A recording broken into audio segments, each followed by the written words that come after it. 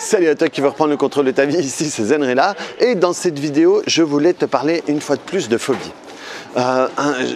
Qu'est-ce que je veux te dire sur les phobies que je t'ai pas encore dit? C'est un jour il y a quelqu'un qui m'a posé la question, il me dit oui mais quel intérêt de travailler sur la phobie si on peut vivre avec?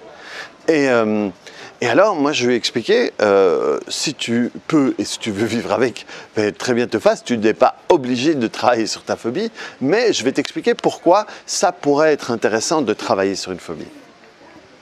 Le premier truc, c'est que la phobie va te diriger vers la peur qu'elle a créée dans sa tête. Donc, je t'ai déjà dit dans d'autres vidéos, mais je vais te le redire ici, c'est qu'en réalité, la phobie, c'est un fantasme. C'est un fantasme que quelque chose va se passer d'une certaine manière ou pas. Au fait, tu n'as pas peur de l'araignée, tu as peur de la manière dont tu imagines que l'araignée va te piquer. Tu n'as pas peur du chien, tu as peur de la manière dont tu as imaginé que le chien allait te mordre. Tu n'as pas peur de parler en public, tu as peur de la manière dont tu imagines que le public va te traiter. Et c'est comme ça pour tout. Tu n'as pas peur de l'avion, tu as peur de ce que tu as imaginé, d'être enfermé, de mourir, de ci ou de ça. Et donc, le problème, c'est que ton inconscient va avoir tendance à t'amener vers ce fantasme-là. Ça veut dire à tout faire pour avoir raison finalement. Et surtout, quand tu vas être en face de ton déclencheur, si le degré de phobie est forte, tu vas avoir tendance à perdre le contrôle de la situation. Et à perdre le contrôle et à faire des conneries. Le problème, c'est quand tu n'es plus comment est-ce qu'on dit, tu n'as plus le contrôle de tes moyens, tu vas faire des conneries. Tu vas peut-être, je sais pas moi, il y a un chien qui va arriver et tu ne l'as pas vu, tu as peur des chiens et tu vas partir en courant de l'autre côté. Mais tu vas partir en courant sans regarder.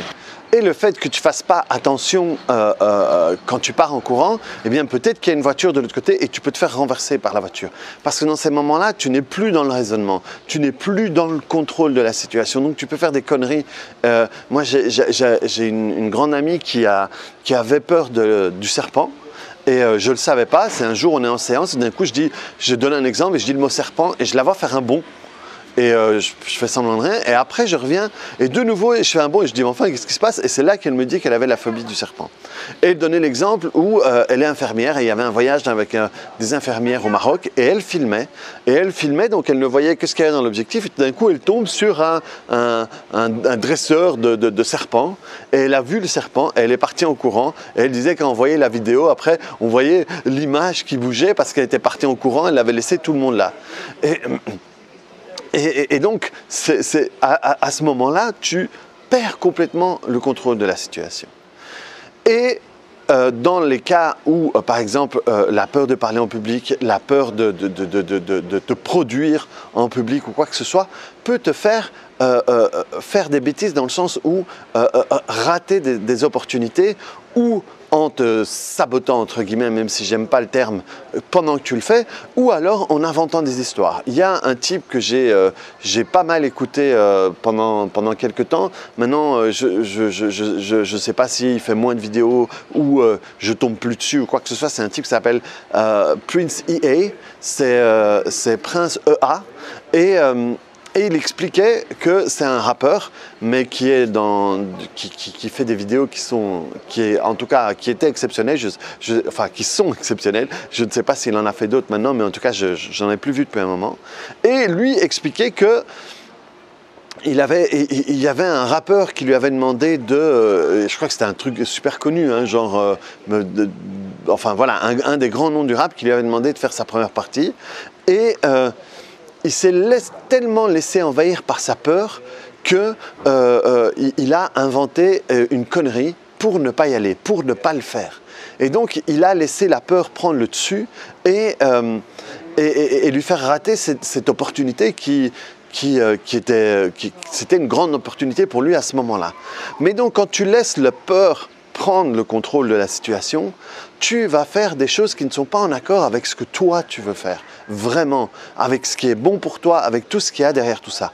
Alors que la peur, La phobie, c'est une chose. La peur, c'est un signal qui te dit que tu te prépares à faire quelque chose que tu n'as pas l'habitude de faire. C'est juste ça. Ça ne veut pas dire que tu vas mourir, que tu es dans un danger extrême ou quoi que ce soit, parce que dans les sociétés où on vit, les dangers qui menacent notre sécurité, elles sont vraiment très rares. Donc, voilà l'importance de travailler sur ces peurs, parce qu'en plus,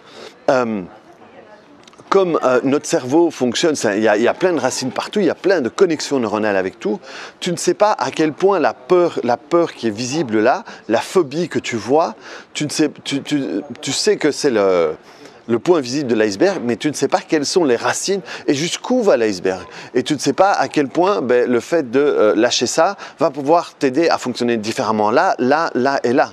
Et donc c'est ça l'intérêt de pouvoir travailler là-dessus, c'est tu ne sais pas tout ce qu'il y a derrière. Et finalement, si tu as l'occasion de travailler, pourquoi t'en empêcher? Quel est l'intérêt de garder une peur? Quel est l'intérêt de garder un truc qui va réduire ton champ des possibles, quoi? Donc voilà, c'était pour répondre à cette question-là, parce que si quelqu'un me l'a posée, ça veut dire que d'autres personnes se la posent. Donc c'est vraiment important que tu puisses te rendre compte. Et dès que tu te rends compte que tu te prépares à raconter une connerie, à raconter un mensonge pour ne pas faire quelque chose, eh bien,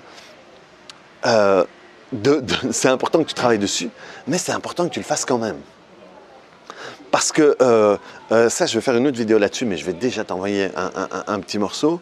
C'est au-delà de travailler sur les raisons et les ingrédients du cake de la phobie et ou de la peur, il y a aussi, sans avoir à travailler dessus, il y a aussi quelque chose qui est très efficace, c'est passer à l'action. Parce que si tu prends toutes tes peurs, quelle que soit la peur que tu as, vu que la peur est un signal qui te dit que tu te prépares à faire quelque chose que tu n'as pas l'habitude de faire, si tu fais cette chose-là 10 fois, tu n'auras plus la même peur. Parce que tu sais déjà à quoi t'attendre, tu sais comment ça va se passer. Et donc, la peur va être différente. Et plus tu vas pouvoir apprendre sur la peur, plus tu vas pouvoir transformer les événements en enseignement, en apprentissage. Et ça va aussi t'aider pour continuer à aller devant. Mais à un moment ou à un autre, je pense que c'est important de pouvoir travailler pour libérer toutes les amarres qu'il y a là-dessus. Donc voilà, reprends le contrôle de ta vie, clique sur le bouton j'aime, dis-moi si ça te parle, si ça te fait faire des liens, et on se voit sur une autre vidéo. Allez, salut!